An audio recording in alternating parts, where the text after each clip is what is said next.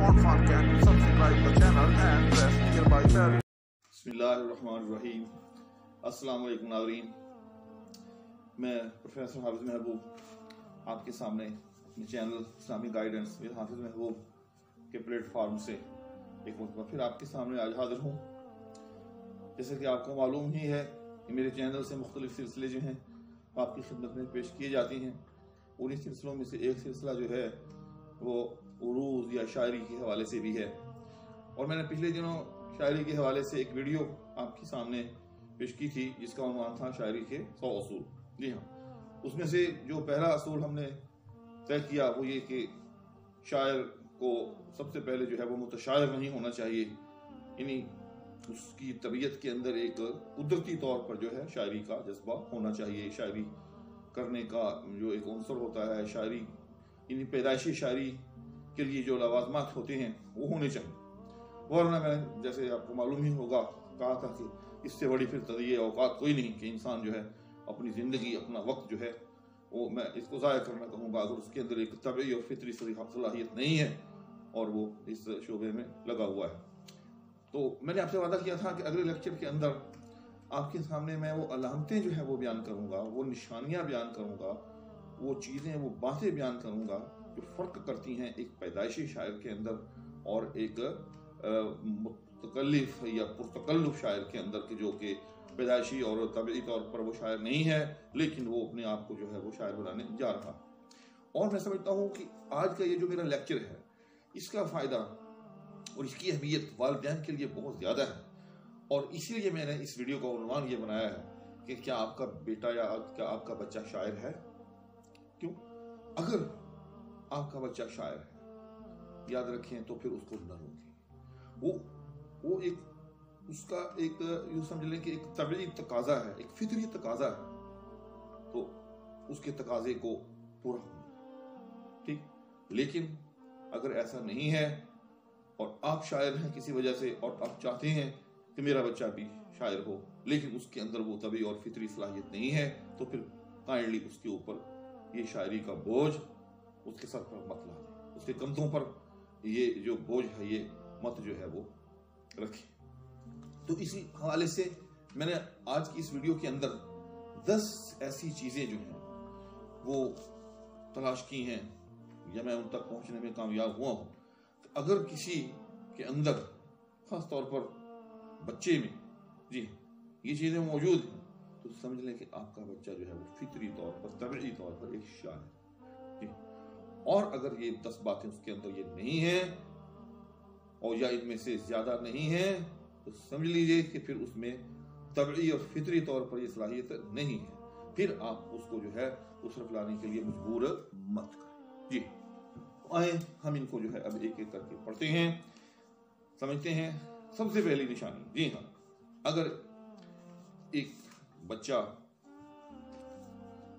फितरी तौर पर शायर है जी तो ये मैं बचपन के अंदर ये चीजें आपको नजर आएंगी। जी तो सबसे पहली बात यह है कि उसकी गुफ्तगू के अंदर जो है वो कहीं ना कहीं काफिया बंदी का और सजा बंदी का उनसे शामिल हो। जी मसलन आप के साथ वो कबाब कहेगा, ठीक, इसी तरह से शबाब को भी साथ में मिलाएगा।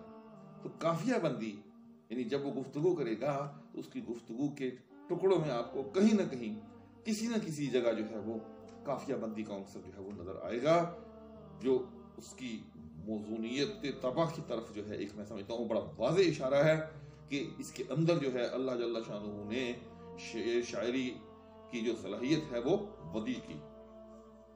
दूसरी बात ये हो मज़ाहिर या फितरत पसंदी। जी यानी ये कुदरत के जो फितरी मज़ाहिर हैं वो उनकी तरफ जो है वो बड़ा माइल होगा। जी ये मेरा ज़ाती तजर्बा है। ये चीज़ें देखिए, ये जो मैं आज चीज़ें बयान करने जा रहा हूँ ये आपको किसी किताब के अंदर इस तरह से यूँ तरतीब के साथ लिखी हुई नज़र नहीं आएंगी। तो दुनिया में चीज़ें जो हैं वो तजर्बात और मुशाहिदात से ही जो है वो पैदा होती हैं और समझ में आती हैं। इल्म जिसे कहते हैं तो इल्म का एक बड़ा हिस्सा जो है वो तजर्बात और मुशाहिदात पर ही जो है वो मौकूफ़ है। लोगों ने अपने तजर्बात और मुशाहिदात की रोशनी के अंदर जो है चीज़ों को जो है वो اینالائز کیا، پھر ان کو جو ہے وہ ضبط تحریر کے اندر جو ہے ان کو جمع کیا ہے، ضبط تحریر میں ان کو لائے۔ چنانچہ میں آپ کو بتا رہا تھا کہ دوسری جو ہے، جو بھی بچہ فطری طور پر شاعر ہوگا، طبعی طور پر شاعر ہوگا، اس کی طبیعت کے اندر جو ہے وہ مظاہر کی طرف توجہ، جی ہاں، یا مظاہر پسندی آپ اسے کہہ لیں، مظاہر پرستی نہیں، جی ہاں یہ بھی کہیں سمجھنے کی مظاہر پرستی تو اور چیز ہے، وہ تو توحید کے برعکس ایک چیز ہے۔ جیسے یہ جو لوگ مشرکین ہیں وہ کبھی چاند کو خدا مان بیٹھتے ہیں، کبھی سورج کو، اس طرح سے، یہ وہ بات نہیں ہے۔ یہ میں کہہ رہا ہوں کہ مظاہر کی طرف وہ متوجہ ہوتا ہے، ٹھیک، اس کو جو قدرت کی جو تبدیلیاں ہیں، جو قدرت کی جو نشانیاں ہیں، اس کو بڑی اچھی لگتی ہیں۔ مثال کے طور پر اس کو طلوع ہوتا ہوا سورج، جی ہاں، اب ایک عام آدمی جو ہے جب سورج کو طلوع ہوتے ہوئے دیکھتا ہے تو اس پر اس کا کوئی خاص اثر نہیں ہوتا، لیکن اگر ایک طبعی طور پر، فطری طور پر ایک شاعر ہے، ایک بچہ، ٹھیک، تو اگر وہ سورج کو طلوع ہوتے ہوئے دیکھے گا تو اس کی کرنوں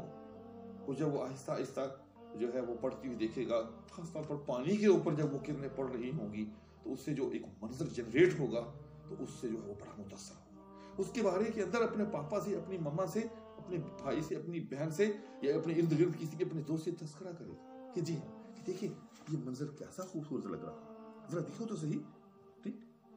بلکہ اگر اس کو کوئی کہے گا کہ آئیں چلیں، دیر ہو رہی ہے، تو وہ شاید کہے کہ ٹھہریں، مجھے اس سورج کو ذرا تھوڑا سا اور جو ہے وہ دیکھ لیں۔ اسی طرح سے غروب ہوتا ہوا سورج، ٹھیک، اسی طرح سے برستی ہوئی بارش، جی ہاں، اگر بارش برس رہی ہو، ٹھیک، تو وہ بڑا متاثر ہو، ٹھیک، اور اس کا دل چاہے گا کہ میں اس بارش کی برستے ہوئے قطروں کو اور دیکھوں، ٹھیک۔ اسی طرح سے آسمان کے اوپر رنگا رنگ قسم کے چڑھتے ہوئے بادل، جی ہاں، یہ بھی اسی کے ساتھ جو ہے اٹیچ ہے۔ کہنا یہ چاہتا ہوں کہ جو بھی فطرت کی یہ بڑی بڑی نشانیاں ہیں، یہ جو فطرت کے بڑے بڑے مظاہر ہیں، تو طبعی طور پر اگر کوئی شاعر ہوگا، اگر کوئی طفل طبعی طور پر شاعر ہوگا تو ان چیزوں کی طرف جو ہے وہ مائل ہوگا۔ اس میں طفل کی قید میں اس لیے لگا رہا ہوں کہ بچپن کے حوالے سے، کہ بچپن سے ہی، تاکہ والدین جو ہے اپنے بچوں کو اس پرسپیکٹو کے اندر یہ جو میں چیزیں آپ کو بتا رہا ہوں، اس تناظر کے اندر جو ہے وہ پرکھ سکیں، ان کے بارے میں گائیڈ لائن لے سکیں۔ اسی طرح سے تیسری بات، جی ہاں، اگر کوئی طبعی طور پر، اگر کوئی بیبی طبعی طور پر جو ہے وہ شاعر ہے، کوئی چائلڈ طبعی طور پر اگر کوئی شاعر ہے، تو اس کی طبیعت کے اندر جو ہے انفعالیت اور حساسیت، جی ہاں، حساسیت اور انفعالیت تقریباً یہ ملتے جلتے الفاظ ہیں، آپ اس کو حساسیت زیادہ کہیں، کہ اس کی طبیعت کے اندر جو حساسیت ہوگی وہ بہت زیادہ، جی ہاں۔ میرا ایک شعر ہے، حساس وہ کہ آئینے پتھر لگے مجھے، یا رب کسی بھی سینے میں شاعر کا دل نہ، جی، تو شاعر کا دل جو ہوتا ہے وہ بڑا حساس ہوتا ہے، وہ بڑا اثر پذیر ہوتا ہے، اس کے اندر جو ہے طبعی طور پر، فطری طور پر، قدرتی طور پر انفعالیت ہوتی ہے۔ مطلب یہ ہے کہ وہ بہت جلد اثر قبول کرتا ہے۔ اگر اس کو جو ہے کوئی خوشی نظر آتی ہے، ٹھیک، تو وہ بہت جلد خوش ہو جاتا ہے، اور اگر اس کو کوئی غمی جو ہے پیش آتی ہے تو وہ بہت جلد غمگین ہو جاتا ہے، ٹھیک، یعنی وہ بہت حساس ہوتا ہے، چھوٹی چھوٹی باتوں کو وہ مائنڈ کرتا ہے، جی، وہ باتیں جو عام، اگر کوئی اور چائلڈ ہے، اگر وہ جو ہے بائی برتھ پوئٹ چائلڈ نہیں ہے تو اس کے لیے وہ کوئی معنی نہیں رکھتی، لیکن اگر ایک بائی برتھ چائلڈ ہے تو اس کو شاید پاپا کی یا ماما کی یا کوئی اپنے ارد گرد کسی اور شخص کی وہ بات کہ جو کسی اور کے لیے کوئی خاص معنی نہ رکھتی ہو، اس کے لیے بڑا معنی رکھے گی، جی، وہ بڑا جلد اس سے جو ہے وہ اثر لے گا، وہ بڑا حساس ہوگا، تو حساس تب، جی، تو حساسیت کا عنصر جو ہے اس کی طبیعت میں شامل ہے۔ اسی طرح سے نمبر 4، جی ہاں، نمبر 4 جمال پسندی، جی ہاں،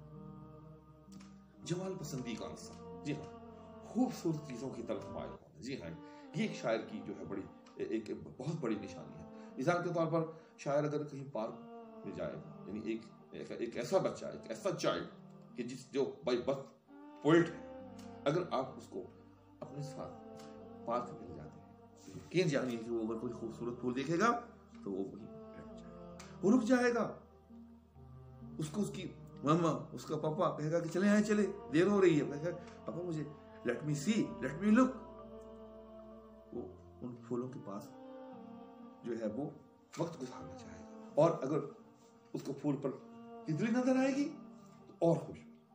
جی، تو پھولوں کو دیکھنا،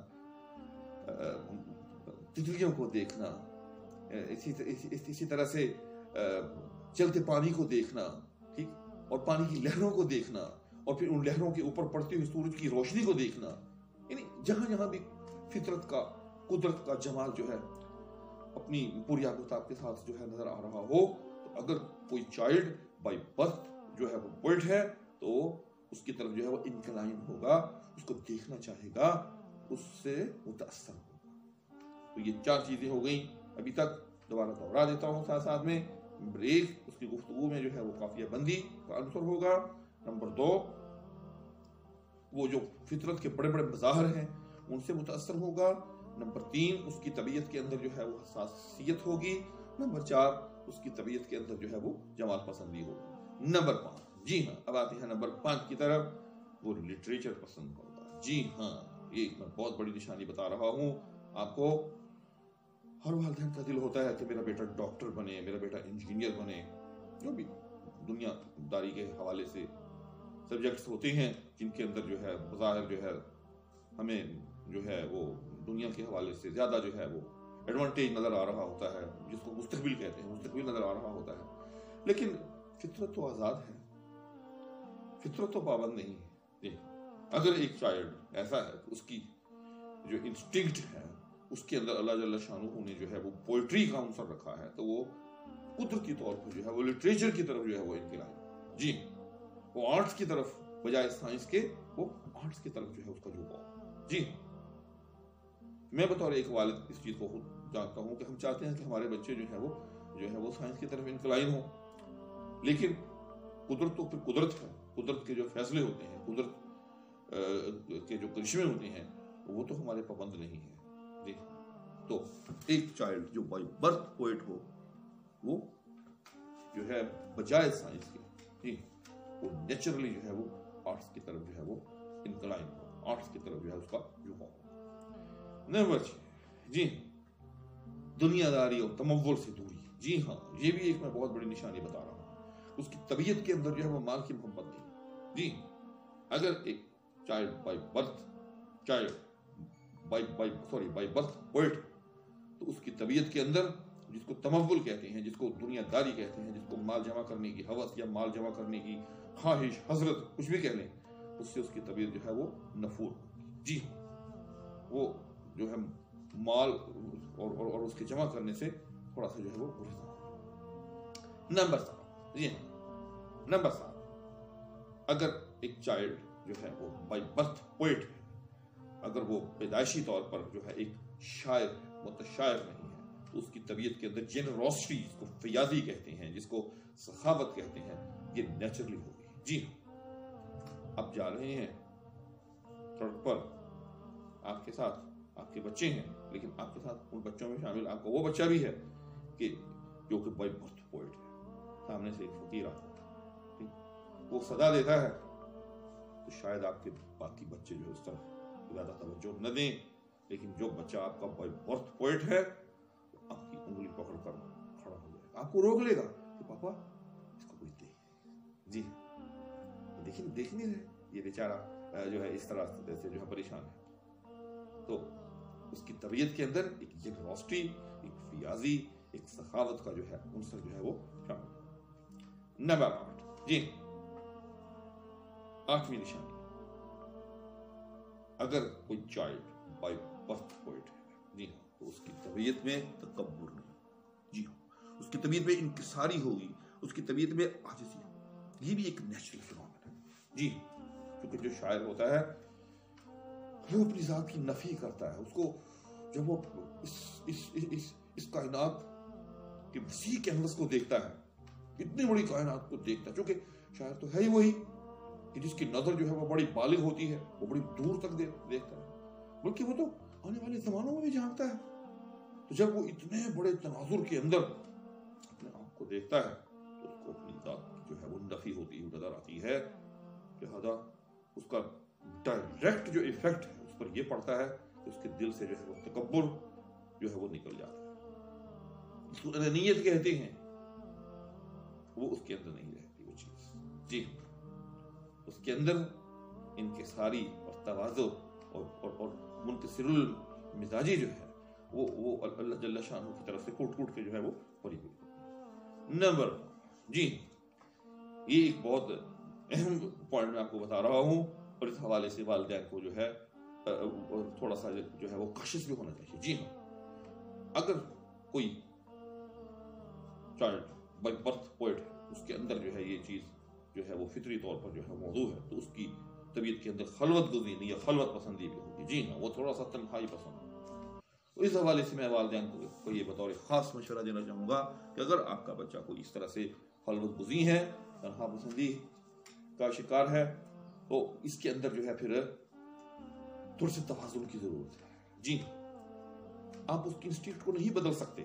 جی اگر آپ کا ایک بچہ جو ہے وہ تنہا پسندی کا شکار ہے، یا یوں کہہ لیں کہ بلکہ تنہا پسندی کی طرف مائل ہے، شکار کا لفظ اس لیے کہ اگر اس کے جو ہے مضر اثرات اس کے اوپر ہمیں نظر آنے لگ جائے تو پھر ہم کہیں گے کہ اس کا شکار.